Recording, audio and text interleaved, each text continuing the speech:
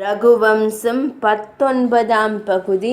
குற்றம் குறை சிறிதும் காண முடியாதவனும் பெரும் புகழை கொண்டவனும் விருந்தினர்களை மிகுந்த மரியாதையுடன் உபசரித்து மகிழ்பவனான ரகு அந்த யாகத்தில் எல்லோருக்கும் எல்லாமும் கொடுத்து இனி கொடுக்க எதுவுமில்லை எனும் நிலையிலும் கௌஸ்துவரை கண்டதும் தங்க தட்டும் தனமும் இல்லாமல் மண் பாத்திரத்தில் கனி வகைகளையும் மலர்களையும் இன்னும் பூஜிக்கும் பொருளெல்லாம் வைத்து அவரை எதிர்கொண்டு வரவேற்க தயாரானான். அவன் எல்லா சாஸ்திரங்களை அறிந்தவன், அதனால் பழிக்கு அஞ்சுபவன், மானத்தை மட்டுமே பெரும் செல்வமாக கொண்டு அதை காத்து நிற்பவன், ஒவ்வொரு காரியத்தையும் செய்யும் முறையினை அறிந்தவன். அதனால் அவன் மிக்க மரியாதையுடன் ஆசனத்தில் அமர வைக்கப்பட்ட கௌஸ்தரை முறைப்படி பூஜித்து வழிபட்டு கரம் கூப்பியபடி கூறத் துவங்கினான்.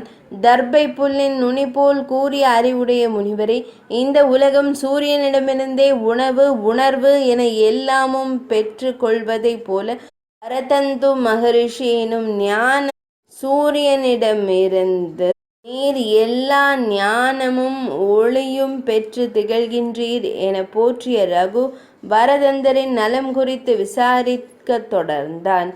தேவேந்திரனை அஞ்சும்படி வாக்கினாலும் மனதினாலும் உடலினாலும் தவம் செய்பவர், அவரின் தவத்திற்கு இடையூறுகள் வருகின்றதா?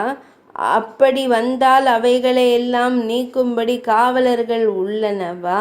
சாஸ்திர நியதிகளை கட்டி புத்திரர்களை வளர்ப்பது போல் பார்த்து கட்டி அன்போடு வளர்க்கப்படும் ஆசிரம மரங்களும் செடி கொடிகளும் எப்படி இருக்கின்றன? முதிய காலத்தில் பெற்றோரை பராமரிக்கும் பிள்ளைகள் போல் அவை உரிய காலத்தில் மலர்களும் கனி வகைகளும் நிழலும் தந்து உங்களை ஆசீர்வதிக்கின்றன. அவைகளுக்கு பெரும் காற்றினால் காட்டு நெருப்பினால் ஆபத்து ஏதும் இல்லை அல்லவா? கர்மாவினை அனுஷ்டிக்கும் முனிவர்கள் கரத்தினில் தர்பையினை வைத்திருப்பார்கள். அவர்களின் பெரிய செல்வம் அது. ஆனால் மான் குட்டிகள் அந்த தர்பையின் நுனியினை கடிக்க வரும்போது அன்போடும் கருணையோடும் அனுமதிப்பார்கள். அங்கு மான்கள் மேல் அவர்கள் கொண்ட அன்பு அலாதியானது. புதிதாக பிறந்த மான்குட்டிகள் கூட தொப்புள் கொடி புரள அவர்கள் மடியில் கிடக்குமே அன்றி தாயினை பெரிதும் தேடாது. அப்படியான மாநிலங்கள் அங்கே எப்படி இருக்கின்றன? எந்த பரிசுத்தமான நீரோடையில் இருந்து பூஜைகளுக்கும் இதர புனிதமான ஆசிரம பணிகளுக்கும் நீர் எடுக்கப்படுமோ அவை எப்படி இருக்கின்றன? அந்த நீரோடையின் கரையில் பொறுக்கி எடுக்கப்படும் தானியங்களிலும் அரசனுக்கு 1/6 பங்கை ஆசிரமவாதிகள் எடுத்து தனியே வைப்பார்களே, அப்படியான நீரோடைகள் எல்லாம் சுத்தமாக இருக்கின்றதா? காட்டில் தானாக விளையும் திணை வகைகளே ஆசிரமவாசிகளுக்கும் முனிவர்களுக்கும் உணவு, அங்கு வரும் விருந்தினருக்கும் உணவு. அந்த திணை பயிர்கள் மேய்ச்சலுக்காய் வரும் கிராமத்தின் ஆடு மாடுகளால் அழிக்காமல் காக்கப்படுகிறதா? எல்லா வகையிலும் உம்மை சிறந்தவராக உருவாக்கும் உம்முடைய குரு உம்மை கிரகஸ்தன் எனும் இல்லறத்திற்கு அனுமதி கொடுத்து விட்டாரா? 4 வகை நிலைகளான பிரம்மச்சாரி, கிரகஸ்தன், வானப்பிரஸ்தர், சந்நியாசி எனும் நிலைகளில் 2ஆம் நிலைக்கு நீர் வந்து விட்டீரா? முனிவரே, நான் உங்களுடைய வருகையால் மிகுந்த மகிழ்ச்சி அடையவில்லை. உங்கள் உத்தரவு எது என்றாலும் நிறைவேற்றிய பின்பே முழு மகிழ்ச்சி கொள்வேன். தாங்கள் உங்கள் காரியத்திற்கு வந்தீரா, இல்லை குரு சொன்ன கட்டளையினை எமக்கு உரைக்க வந்தீரா என்று கூறுங்கள் என்றான். அவன் ஏந்தி நின்ற மண் பாத்திரத்தை கண்டதும் நம்பிக்கையற்ற கௌத்சர் அவனின் வள்ளல் தன்மையான வார்த்தைகளுக்கு பதிலாக கூறினார். சூரியன் பிரகாசிக்கும் பொழுதில் பூமியில் இருள் எங்கனம், அப்படி உமது ஆட்சியில் மக்களுக்கும் எங்களுக்கும் எப்படி துன்பம் வரும்?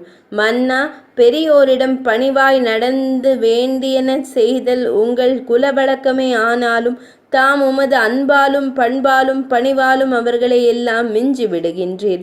இப்படிப்பட்ட உம்மிடம் நான் உரிய காலத்தில் வராமல் குளம் வற்றிய பின் வரும் பறவை போல் தாமதமாக வந்துவிட்டேன்.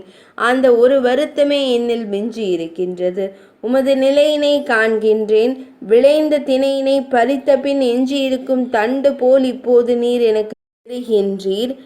ஈடு இணை இல்லாத அரசரான நீர் உமது செல்வத்தை எல்லாம் தான தர்மம் செய்தே ஏழையாக மாறினீர்.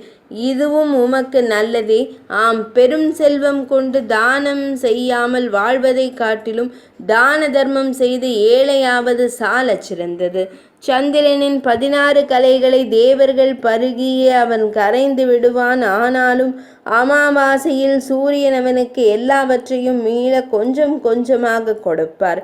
அப்படி தேவர்களுக்கான யாகத்தை செய்து நீர் கரைந்தாலும் எல்லாமும் மீள பெற்றுக்கொள்வீர். தாகம் மிகுந்த சாதக பட்சியும் நீரற்ற மேகத்திடம் எதுவும் எதிர்பாராது. இனியும் நான் உம்மிடம் பொருள் எதிர்பார்ப்பது எப்படி? உம் நிலை கண்டு இனி அதனை இன்னொரு மன்னனிடம் பெற்றுக்கொள்வேன். அதுவன்றி என்னிடம் சொல்ல எதுவுமில்லை. தாம் நீண்ட சுகத்தோடு வாழ பிரார்த்திக்கிறேன் என்று கூறி நகர்ந்தார். நகர்ந்தவரை தடுத்து மன்னிப்பு கோரிய ரகு அப்படி தமது குருநாதர் எவ்வளவு பொருளை கேட்டார், என்ன அவசியம் என்று கூறுங்கள் என்றான். கௌத்ச முனிவர் கூறினார், நான் என் வித்யாபியாசம் எனும் என் பாடமெல்லாம் அவரிடம் கற்று முடித்த பின் அவரிடம் குருதட்சணை கொடுக்கும் நிலைக்கு உள்ளானேன். அவரிடம் என்ன தட்சணை வேண்டும் என கேட்டேன். அவரோ என்னை கண்டு என் பணிவிடைக்கு மகிழ்ந்து குரு பக்தியினை தட்சணையாக தரும்படி கேட்டார். நானோ இல்லை, நீங்கள் ஏதாவது பெற்றுக்கொள்ள வேண்டும் என வலியுறுத்தியதால் ஆத்திரமடைந்த அவர், அப்படியானால் 14 கோடி பொன் கொண்டு வா என சொல்லிவிட்டார். 4 வகை வேதம், 6 வகை வேதாந்தம், மீமாம்சம், நியாயம், புராணம், தர்மசாஸ்திரம் என 14 கலைகளை கற்றுத்தந்த அவர் 14 கோடி பொன்னை கேட்டுவிட்டார். நானும் உம்மிடம் அதை கேட்டுவிடத்தான் வந்தேன். ஆனால் உமக்கு எஞ்சி இருப்பதோ அரசனெனும் பெயர் மட்டுமே என்ற நிலையில் நான் என்ன செய்வேன்? உங்களை நிர்பந்திக்கவும் என்னால் முடியவில்லை என்றார். ரகுவம்சத்தின் 19ஆம் பகுதி இனிதே நிறைவடைந்தது.